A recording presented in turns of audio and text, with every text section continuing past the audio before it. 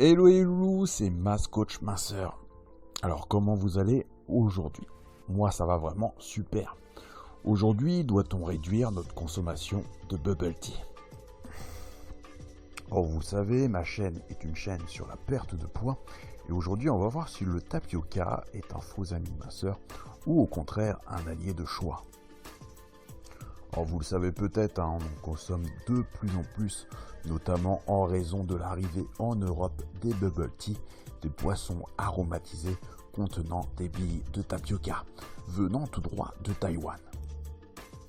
Donc vu qu'on en consomme de plus en plus, doit-on limiter notre consommation de bubble tea afin de perdre du poids?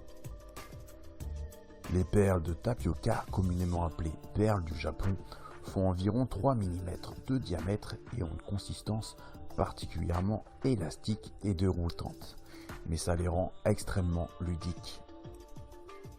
Le tapioca est une fécule que l'on obtient à partir de racines de manioc. S'il n'a pas de goût particulier, sa texture caoutchouteuse séduit énormément les nouvelles générations. On en retrouve principalement dans les bubble tea, ces thés aromatisés, parfois lactés, originaires d'Asie, mais également dans les plats sucrés et salés, à l'instar du pudding à base de perles de tapioca ou des soupes épaissies à l'aide de ces mêmes perles.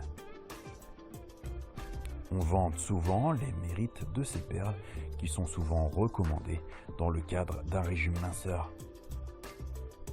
Riche en fer, le tapioca permettrait de lutter contre les risques d'anémie, mais surtout il aurait d'excellentes conséquences sur notre ligne.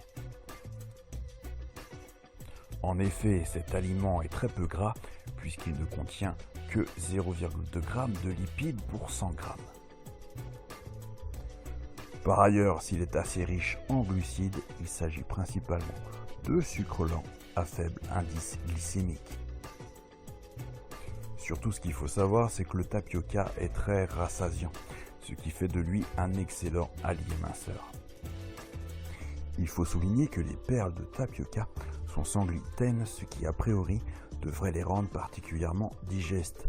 Pourtant, une jeune femme de 14 ans a été hospitalisée en 2019 après avoir consommé trop de ces perles. Résultat, elle s'est plainte de maux de ventre très intenses et d'une constipation sévère.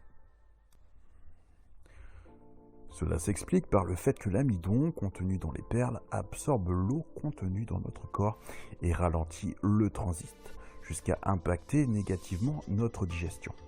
En bref, comme souvent, le tapioca est bon pour la santé et peut aider à perdre du poids à condition d'être consommé avec modération. Merci d'avoir suivi cette vidéo. Pensez bien sûr à vous abonner et à faire un tour sur mon site fatatacoaching.info où je vous donne gratuitement mon livre Mes 50 meilleurs conseils minceurs. Je vous dis à bientôt pour une prochaine vidéo. C'était Coach Minceur, bye.